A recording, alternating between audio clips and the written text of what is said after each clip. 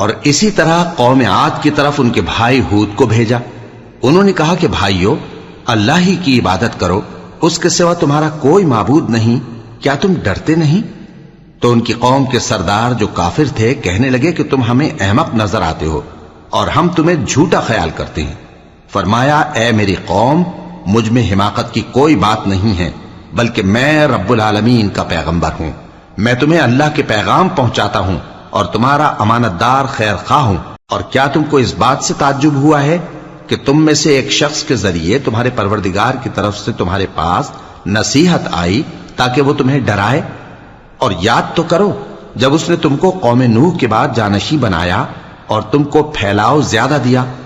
پس اللہ کی نعمتوں کو یاد کرو تاکہ کامیاب ہو جاؤ۔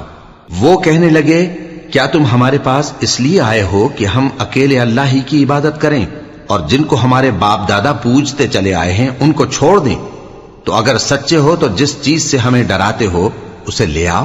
ہود نے کہا کہ تمہارے پروردگار کی طرف سے تم پر عذاب اور غضب کا نازل ہونا مقرر ہو چکا ہے۔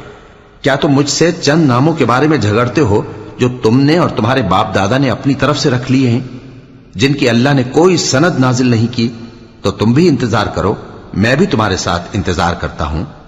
پھر ہم نے ہود کو اور جو لوگ ان کے ساتھ تھے ان کو اپنی مہربانی سے نجات بخشی، اور جنہوں نے ہماری آیتوں کو جھٹلایا تھا ان کی جڑ کاٹ دی، اور وہ ایمان لانے والے تھے ہی نہیں۔